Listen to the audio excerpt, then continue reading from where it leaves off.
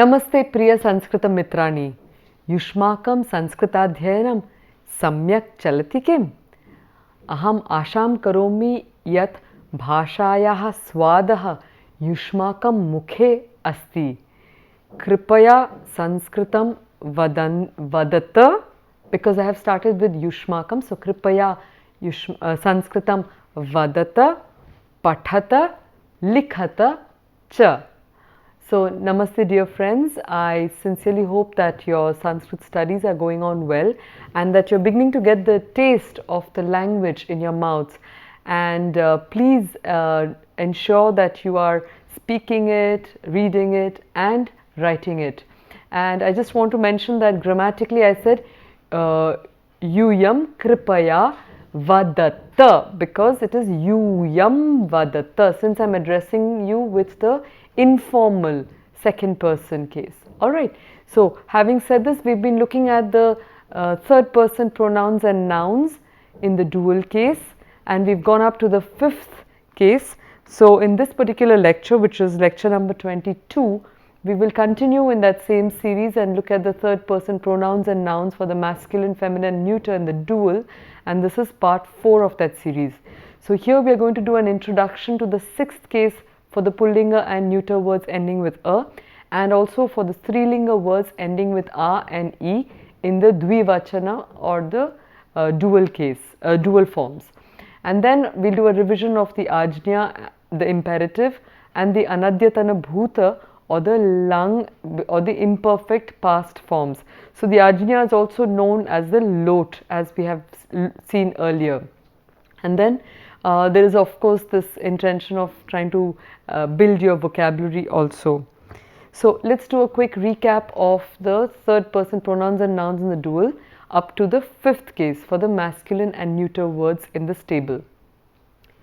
So here we have the masculine and neuter words. So the question word is kaha, and the answer, so what I'll do is I will ask you the question and in the answer already introduce the noun there. Alright, so kaha asti saha janakaha asti. In the dual, kau staha tau janakau staha. Uttamam. So tau and etau, I'll be using only the tau for the moment in order to save on time, but feel free to practice etau as well. Next, kam pashyati. So the moment I say kam pashyati, who's the subject? Saha or bhavan or bhavati. Sa and all the third person as well as bhavan or bhavati. So kam pashyati, tam janakam pashyati. In the dual, kau pashyati, tau janakau pashyati. So here we are saying ti because it is saha tau janakau. The subject is still saha tau janakau pashyati. Unlike in the first case where we had changed the verb into tau janakau staha because they were the doers of that action. Alright, so this computing, this constant computing of the words and understanding the relationship is very important in order to speak this language correctly. Moving on, we see in the third, fourth and fifth cases that kena gachati, with whom are you going, kena bhavan or bhavati gachati, or I'll stick to the saha. So saha kena gachati, just kena gachati, and the answer is tena janakena gachati. And what happens in the dual? Kabhyam gachati, tabhyam. So tabhyam janakabhyam gachati. What happens to the fourth case? So kasmai dadati, tasmai janakaya dadati. And in the dual, kabhyam dadati becomes tabhyam janakabhyam dadati. And in the fifth case, kasmat swikaroti. From whom does he take? From the two of them? From one of them. So tasmat janakat swikaroti. The whole sentence in the dual now. Kabhyam swikaroti, tabhyam janakabhyam swikaroti. Alright, so we've seen it up to here. Now let's do a quick recap till there. So kau, kabhyam, kabhyam, kabhyam. And in the for the tat becomes tau, tau, tabhyam, tabhyam, tabhyam. And what happens to Janaka? So Janakau, Janakau, Janakabhyam, Janakabhyam, Janakabhyam. So the second case, the dual, as you can see, is relatively easy to remember. What happens to the neuter? So the neuter, like you can see, kim asti, and the answer tat mitram asti or etat mitram asti. In the dual, ke staha, te mitre staha. Uttamam. In the second case, what happens? It's identical. So, kim pashyati, tat mitram pashyati. In the dual, yeah, so ke pashyati, and the answer is te mitre pashyati. Uttamam. Moving on to the third, fourth and fifth cases. So, just like the masculine, so kena gachati, answer in the singular, tena gachati. If it's in the dual, kabhyam gachati, tabhyam, mitrabhyam gachati. Uttamam. And the fourth case, kasmai dadati, answer in the singular, to that friend, tasmai mitraya dadati. In the dual case, kabhyam dadati, answer tabhyam mitrabhyam dadati. So to the two friends, uttamam. And then the final one, the fifth case, which is kasmat swikaroti, answer from that friend, tasmat mitrat swikaroti, uttamam. And the dual case, from which two people do you take, which two friends? So kabhyam swikaroti. We'll not put the friends in the answer as yet. So which two do you take from? Kabhyam swikaroti, answer being tabhyam mitrabhyam swikaroti. Uttamam. And what happens in the sambodhanam? So for the masculine it was he janaka. In the dual case, he janakau. So if I wanted to say, oh father, come, it will be he janaka agachatu. Two of them, he janakau agachatam. Uttamam. And what happens to the neuter? He mitra agachatu. Two of them, he mitre agachatam. Uttamam. Alright, so I hope you've got a hang of this one in the masculine. And maybe just for a quick exercise, will you try making the sentence for me? That I give the book to those two fathers and those two friends. I give the book to those two fathers and those two friends. Yes, so you have it. I give. Let's get the verb.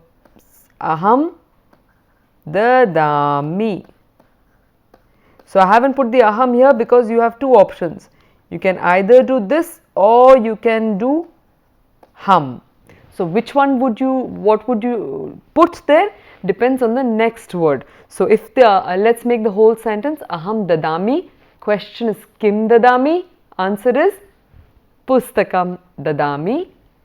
Kabhyam pustakam dadami. Tabhyam, to those fathers, those two fathers will be tabhyam janakabhyam, and those two friends. So tabhyam mitrabhyam dadami. Kim dadami? Pustakam dadami. Now let's make that sentence together. Aham tabhyam janakabhyam tabhyam mitrabhyam cha pustakam dadami. So it was aham tabhyam. So there's a ta that follows, and because there is a ta which is a consonant, this one is going to be correct and not this. Alright, in the written form of it. Can we say that sentence once together? Aham tabhyam janakabhyam tabhyam mitrabhyam cha pustakam dadami. Uttamam. So let's move on to the next slide. Here we'll do a revision of the table in the feminine. So what do we have here? Ka asti. Answer, that lady, that mother. So sa amba asti, And if we wanted to say that sister, sa sahodari asti. Uttamam. Now in the dual, K. So ka doesn't become cow, it becomes K. So K staha becomes te ambe staha, just like te mitre, te ambe staha. And what happens in the for the ikara word? Te, so two of them, te sahodaryeno, te sahodaryau staha. Uttamam. Moving on. Kam pashyati, so tam ambam tam sahodarim cha pashyati. Uttamam. Now let's do that in the dual. Ke pashyati, answer te ambe te sahodaryau cha pashyati. Uttamam. Third case, so third, fourth, fifth is the same. And what's the good news? As you can see on the board, that it is kabhyam, just like in the masculine. So all this entire range is just like in the masculine with the bhyam. So what happens? Kaya kachati with the mother and the sister. So with that mother and with that sister. So taya ambaya taya sahodarya cha gachati. Dual case, kabhyam gachati, tabhyam ambabhyam, tabhyam sahodaribhyam cha gachati. Now here the question is kabhyam as in two people. So it would be easier probably to break it up. So tabhyam ambabhyam gachati, because only two of them. Then it is correct with the question. And you can say tabhyam sahodaribhyam cha gachati. Okay, so you can separate it out there. Moving on, kasyai dadati becomes tasyai ambayai dadati. We'll keep it till there. And if you do that in the dual, it will be kabhyam dadati, tabhyam ambabhyam dadati. And in the feminine, kabhyam dadat, and in the ikara strilinga word, it will be kabhyam dadati, tabhyam sahodaribhyam dadati. Uttamam. And from, so kabhyam swikaroti, in the singular it will be kasyaha swikaroti, that will be tasyaha ambayaha swikaroti. For the ikara it becomes tasyaha sahodaryaha swikaroti. And if you have to say it in the dual case, it will be kabhyam swikaroti, tabhyam ambabhyam swikaroti. What about the ikara word? Tabhyam sahodaribhyam swikaroti. Uttamam. And finally for the sambodhanam, he ambe agachatu, and in the dual, he ambe, it's the same thing. Alright, so you have to keep that in mind. He ambe agachatam. And what happens to sahodari? He sahodari agachatu and he sahodaryau agachatam. Uttamam. So let's look at, try and make a sentence here. So what I'll do is I'll give you a sentence in the singular first and then do the sentence for me in the dual case. So I'd like to say I or she gives flowers to that mother and to that sister. She gives flowers to that mother and that sister. So the verb being, so sa dadati, to whom? Tasyai ambayai and tasyai sahodaryai. Kim dadati? Pushpani. Okay, so let's make that sentence. Sa tasyai ambayai tasyai sahodaryai cha pushpani dadati. Let's make that in the dual case now. So we'll keep the sa as sa itself to keep matters simple. So sa tabhyam ambabhyam, tabhyam, sahodaribhyam cha pushpani dadati. Uttamam. So I hope you figured that out. Let's do a quick recap of that. So ke, kabhyam, kabhyam, kabhyam. What happens to the te, tat in the feminine? So te, tabhyam, tabhyam, tabhyam. Uttamam. Amba, ambe, ambe, ambabhyam, ambabhyam, ambabhyam, and sambodhanam, hey ambe. And what happens finally in the ikara word? So you have sahodari, sahodaryau, sahodaryau, sahodaribhyam, sahodaribhyam, sahodaribhyam, he sahodaryau. Uttamam. So let's move on. Let's do a quick recap also of the ajna, of the verb conjugation. So we look at the ajna and the anadyatana bhuta, or the imperfect past. So here we have the verbs vadatu in the ajna. So vadatu, please speak, or if it's an order, then vadatu, depends on the tone. So vadatu, vadatam, vadantu. Repeat after me. Kripaya vadantu, vadatu, vadatam, vadantu. Next, vada, vadatam, vadata, vadani, vadav, vadam. And like we've been doing the verbs earlier on also, what we need to always bear in mind is the entire grid of the subjects, because the subjects are not being articulated, yet in your mind you have to hold the subjects clearly in order to ensure that the rest of your sentence is correct. Okay, so what do we notice here? We see that there is no visarga, first of all. In comparison with the Vartamana Kala, the E drops and is replaced by the U. So vadatu and vadantu instead of vadati and vadanti. And then we have vada, nothing added to that.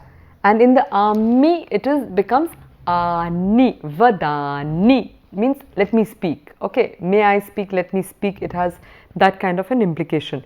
And the most important thing is this L in the middle, which is tam, tam, ta. So vadatam, vadatam, vadata, and no visarga below that. Alright, so let's do a verb here. Let me say patatu. Let's do it together. Patatu, patatam, patantu, patha, patatam, patata, pathani, pathava, pathama. Uttamam. Let's do the bhutakala and see what happens there. So with the bhutakala, what do we notice? So there's a lot of visuals involved as well. So there's a lot of hearing and there's a lot of visuals involved in the learning of the Sanskrit grammar. So here, like you can see, the difference is the to indicate the past tense, that which is not there now, so implying the past. So satya, that which is true, asatya, the absence of truth. So the often in Sanskrit implies the absence of. Okay, so therefore in this context of the verb, it would imply the past tense. So we have avadat, avadatam, avadan, avadah, only place where there is a visarga. Avadatam, avadata, avadam, avadav, and avadam. So again, you can do a little similar comparison with the Vartamana Kala, or the present tense, and see that the E sort of drops out in the third person singular and plural, and in the first person singular as well. And there is no visarga, tam, tam, ta, the visarga gets shifted to the thwam. Alright, so I'd also like to mention here that when we learnt, when we did the introduction to basic spoken Sanskrit, I did not enter into the Bhutakala too much, because it has these variations that are a little more complex than the simple past forms that we learnt. So what would tatra kim vayam drishtavantah, so what did we see there? Instead of saying vadati, avadat in the past tense, we said uktavan, or instead of saying agachat, we are saying gatavan. So what do we see there? That for the third person, second person and first person, or the prathama, madhyama and uttama purushaha, it is replaced by gatavan in the singular. So gatavan and gatavati. So there is a gender question of gender when you're using the simplified past, which is not there when you do the regular verb conjugation. Similarly, in the dual case, we have gatavantau or gatavatyau, and in the plural, gatavantah or gatavatyah. Now let's just do a quick practice with the verb agachat. Can you do that for me? Agachat, agachatam, agachan, agachaha, agachatam, agachata, agacham, agachav, agacham. Uttamam. I'd like to draw your attention to this table on top here, where we have the bhuadi gana or the verbs from the first group, and here we have the root bhu, which becomes bhavatu in the lot or the ajna. In the bhuta it becomes abhavat. Pat becomes pathatu and apathat. Gam, to go, becomes gachatu and agachat. Uttamam. Stha, to stand, becomes tishtatu and atishtat. Both of these forms going back to the way the present was formed, as in tishtati. And the last one also had this similar kind of modification, verb modification, where drish, to see, became pashyati in the present tense, and here pashyatu and apashyat. Uttamam. So I hope you have a hang of this table. Let's move on to looking at the past form or the bhutakala of the root as. As, as we have already seen, means to be, and it is a very important verb, and it is a verb from the second group. Okay, and what happens here? We say asit. So saha asit, tau astam, te asan, tvam asihi, yuvam astam, yuyam asta, aham asam, avam asva, vayam asma. Uttamam. So here I also have a small table for you of words that will do a parichaya or an introduction of oneself. So they are identity related words, and you can mix and match with the table that we have here of verbs, keeping in mind the gender and the number. So for example, if you say saha balaha asti or asit, because it's in the past tense, saha balaha, meaning a small boy, asit. In the feminine it becomes sa bala asit. Uttamam. Two of them, tau balau astam. Ladies, te bale astam. Uttamam. Plural, te.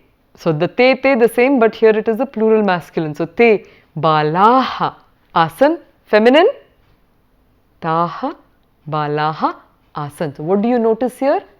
That although it is balaha in the masculine plural, it is also balaha in the feminine plural, like we have seen before.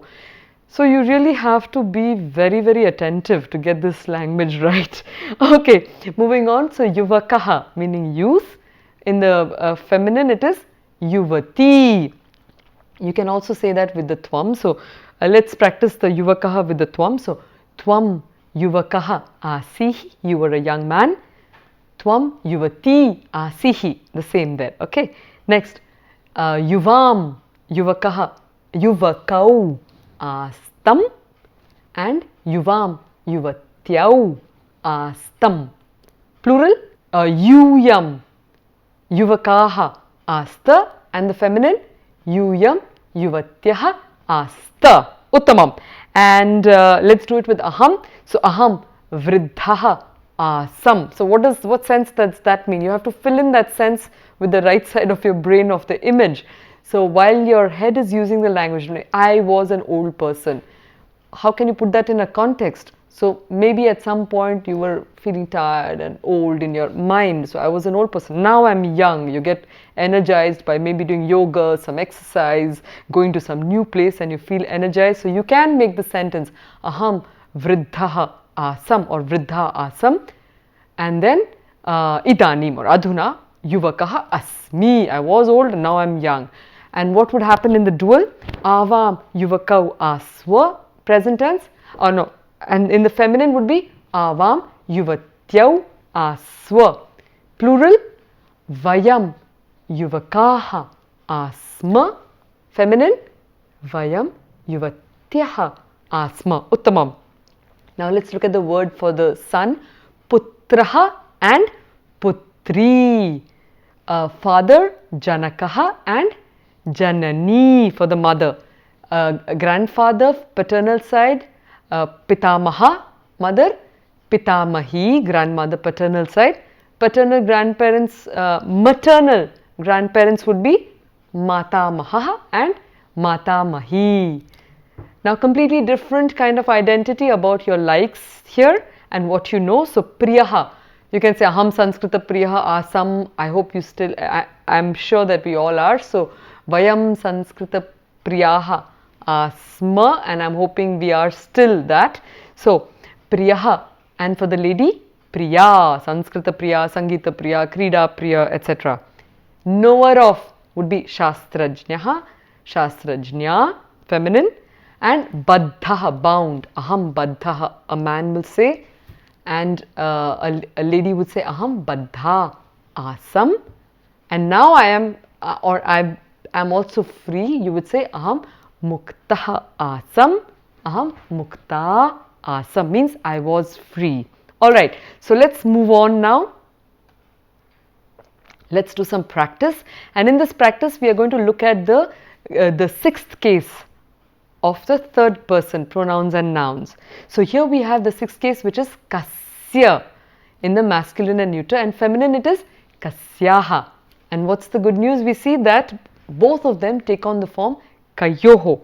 So here we have tasya purushasya nama vinayaha asti, two of them, tayoho purushayoho namani. So this is very important to know. Now there are two names and therefore it will be namani. So nama, namani, namani. Why?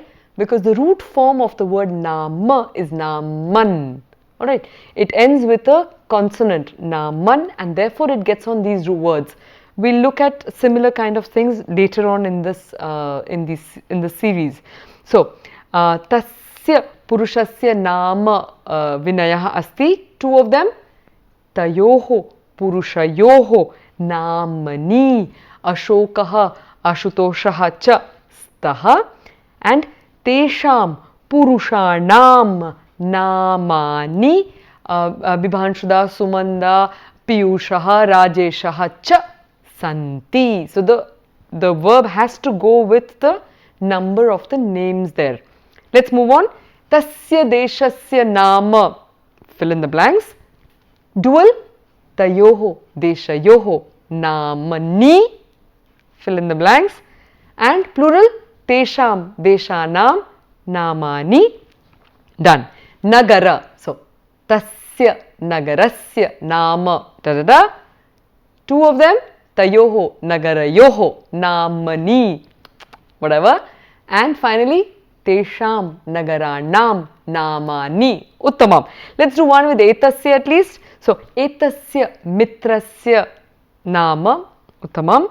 Next etayoho mitrayoho namani, and plural etesham mitranam namani. Uttamam. Let's move on to the next one, which is the feminine here.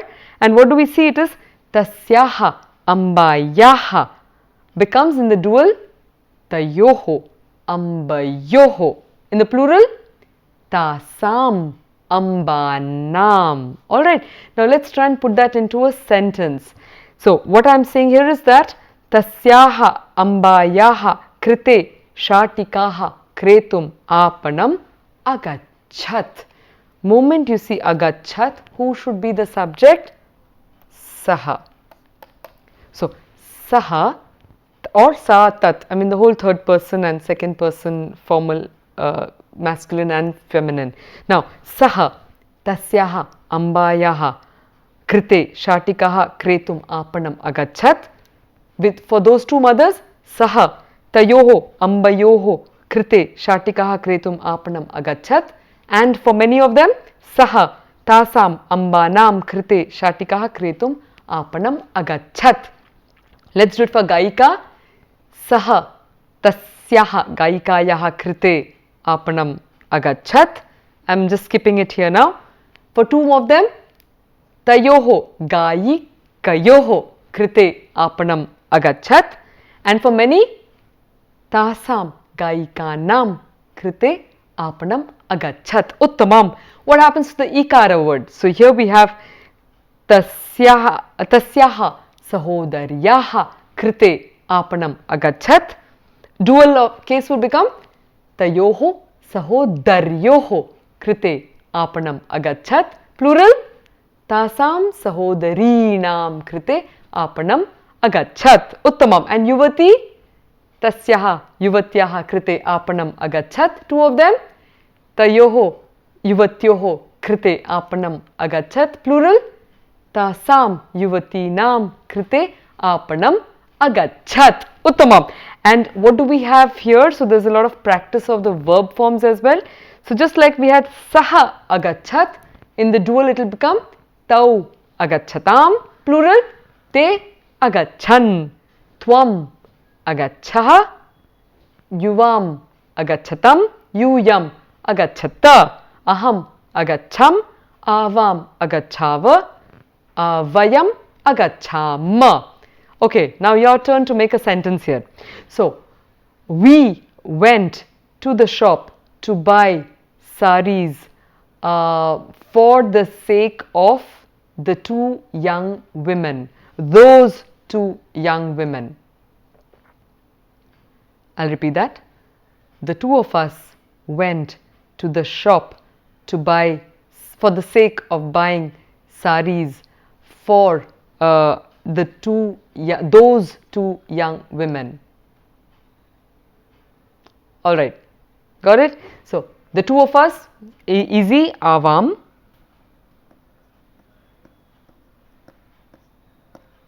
Agachava, immediately with that. Kutra agachava? Shatikaha kretum apanam agachava. For whom? For those two young ladies. So young lady is yuvati and those two, tayoho. So tayoho yuvatyoho krite shatikaha kretum apanam agachava. In fact, if you say this, it is enough. You don't even need to say the avam. That could just be there for practice. Alright, so uttamam. I hope you can practice this with a little time in hand. Let's move on to just see, do a recap of this. And what do we see here? We see that for the Shashti, irrespective of whether it's a masculine or a feminine or a neuter word, all of them get this form kayoho, tayoho or etayoho, janakayoho or mitrayoho, and in the feminine it is ambayoho or sahodaryoho. Uttam. So it's all the same form there. And we've been seeing that, you know, the 6th and the 7th are similar, but that's something that we look at the next lesson when we get there. So let's see an application of what we've learnt in a verse. So this particular shloka is said to belong to the Ramayana, and it's very interesting because it says that, you know, gaganam gaganakaram sagaram sagaropamaha Rama Ravana yor yuddham Rama Ravana yoriva. So first and foremost, let's do the grammar here. So it says gaganam gaganakaram, gaganam gagana akara. So there is a kind of a sandhi there, but it's in the compound word. Gagana akara, gaganakara, sagara, sagara, upamaha. Now upamaha is equated to, so that upama, sagara, upama becomes sagaropamaha. But this is a compound word, a sandhi within a compound word. And then Rama Ravana yor yuddham. So did you recognize it? Yes. Rama Ravana yor. So this is yoho plus yuddham. Okay, I'm just giving you that much there. And Rama Ravana yor riva. So yes. So it's there. Rama Ravana yoho iva. Okay, so what is it saying here? So what is this part saying here? It's saying that the sky is like sky, the ocean like ocean, Rama and Ravana's battle was like the battle between Rama and Ravana. So this was, I picked it up from Swami Krishnananda's book, where he's trying to talk about the description. Somebody asks, but how was the battle between Rama and Ravana? But it's in the context of trying to describe the soul. So if somebody asks a comparison for the soul, it is very difficult to give a description of the soul or a comparison, because it is as unique as the battle between Rama and Ravana. So he says, how was the battle between Rama and Ravana? Someone asked, what is the comparison? And this is the verse that is given there. The sky is like sky, the ocean is like ocean. Rama and Ravana's battle was like the battle of Rama and Ravana. And he says you cannot compare it with anything else because they were incomparable occurrences. Alright, so I'd like you to repeat this after me. Gaganam gaganakaram Sagara sagaropamaha Rama Ravanayoryuddha Rama Ravanayoryuddham Rama Ravanayoriva. Uttamam. So let's look at this quotation by Dr. David Frawley, where talking about the Ramayana, he says, no ancient story, not even Homer's Iliad or Odyssey, has remained as popular through the course of time. The story of Rama appears as old as civilization and has a fresh appeal for every generation. So the influence of the Ramayana is incredible across the whole of the Southeast Asia. So if you ever go to these regions, you will see the living presence of these tales even in today's world. So here are some references, and the book that I had taken that shloka from is Sadhana, the Spiritual Way by Swami Krishnananda. Shantirastu Sanskritam Patitva Yushmakam Jivane Shantirastu. May peace be yours.